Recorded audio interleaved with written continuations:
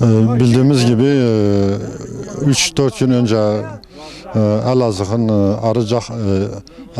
Arıcak ilçesine bağlı Karaca köyünde bir yangın çıktı. Elektrik kontağından çıkan yangın yan evleri de sıçrayarak toplam 6 ev yani yanarak kül oldu. Biz gittik yerinde tespit ettik. Biz Elazığ Umut Kervanı Yardımlaşma Derneği olarak bu işe el attık. Geldik yerinde tespit ettik. Evlerde hiçbir şey kalmamış. Tamamıyla evler yanmış, kül olmuş. Ev sakinleri çok şükür eve hiç canlıya bir şey olmamış. Yani hiçbir can kaybı olmamış. Hayvanlara bir şey olmamış. Fakat evdeki eşya, mal ne varsa hepsi yanıp kül olmuş. Yani tamamıyla mağdur duruma düşmüşler. Hiçbir şeyleri ellerinde kalmamış. Evlerde artık oturulacak halde değildirler. O evin onarımları, tamirleri de yapılacak durumda değildir. Şu anda idareten değişik sebeplerden dolayı bir kısım boşalan evlere yerleşmişler. Bir kısım da kendi akrabalarının evlerine idareten oturuyorlar, yerleşmişler. Biz de Elazığ Umut Kervanı olarak hayırseverlerin vermiş olduğu yardımları un olsun, gıda olsun, kırmızı et olsun biz mağdur olan bu ailelere ulaştırmış bulunmaktayız. Hakikaten Rabbim beterinden saklasın. Yani çok acı verici bir durum. Yani hakikaten yüreğimiz yandı. Yani artık insan bu manzaralara bakıp dayanamıyor. Yani neticede bu iş yine el birliğiyle olacaktır. Yani el birliğiyle beraber bu insanların evleri yanan bu mağdur ailelerin mağduriyetleri giderme adına bir çalışma içerisindeyiz. Bu çalışmanın içerisine girmişken hayırseverlerin vermiş olduğu yardımları da dediğimiz gibi ulaştırmış bulunduk. Yani her eve değişik yardımlarımız oldu.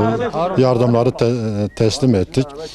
Yani Rabbim kaza beladan, afetlerden, yangından, depremden ümmeti Muhammed'i muhafaza etsin diyoruz. Fakat yaptığımız tespitlere göre yani mağdur ailelerin ihtiyaçları vardır. Yani öncelikle nakdi olarak ihtiyaçları var. Çünkü dediğimiz gibi evlerinde hiçbir şeyleri kalmamış şu anda. Yani tamamıyla yani sıfır elde var, sıfır diyelim. Yani öncelikle nakdi yardıma ihtiyaçları vardır. Bunun yanında beyaz eşyaya ihtiyaçları vardır. Biz Umut Kervanı olarak hayırseverler aracılığıyla yani bir kısım yardımları yaptık. Bunun yanı sıra önümüzdeki günlerde evleri yanan şu ev sahiplerinin çocuklarına kışlık giyim, ayakkabı giydireceğiz inşallah. Kendilerine de o sözü verdik. Yani hayırseverler bu konuda duyarlı olsunlar. Yani onlardan talebimiz şudur. Yani hakikaten biraz fedakarlık yapsınlar bu zor zamanlarda, kış ortamında. Yani ki haliyle kışın ağzındayız. Bu kış ortamında, soğuk hava şartlarında bu ailelere bir yardım eli uzatsınlar. Yani bunlara uzanan bir el olsunlar. Yani gerek nakdi yardımlarında, gerek gıda olsun, gerek beyaz eşya olsun. Beyaz eşyada da özellikle çamaşır ve buzdolabı talepleri vardır. Yani her bir eve birer çamaşır makinesi veya birer buzdolabı hayırseverlerimiz verseler güzel olur. Yardım yapmak isteyen, gerek nakdi gerek aynı yardım yapmak isteyen hayırseverlerimiz bize ulaşsınlar. Biz bu konuda aracılık görevi yapıyoruz. Biz hayırseverlerin vermiş olduğu yardımları getirip yerinde tespit edeceğiz inşallah. Yapmış oldukları yardımlardan dolayı ve yapacakları oldukları yardımlardan dolayı bütün hayırsever kardeşlerimizden Allah razı olsun.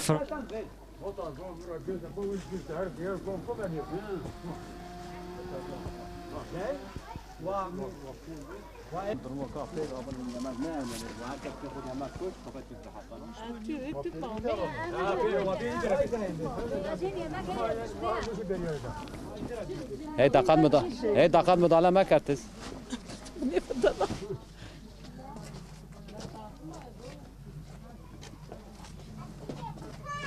İbrahim cebine, siz bir cebine, sen de daha git cebine. İbrahim.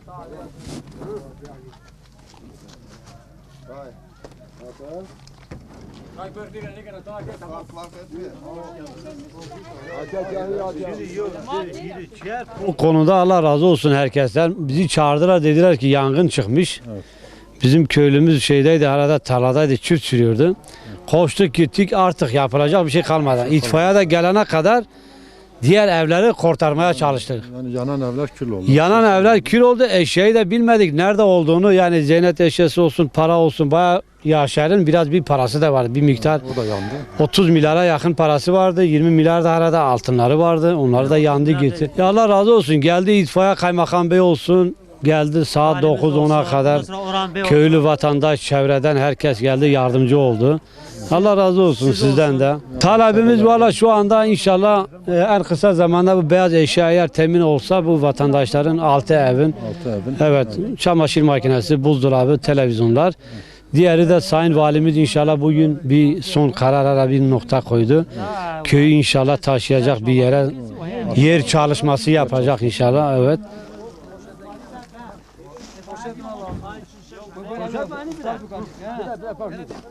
Altı oldu. He onunla beraber. Bir tane fazlaydı. Tamam bir tane fazlaysa o maliye verecek.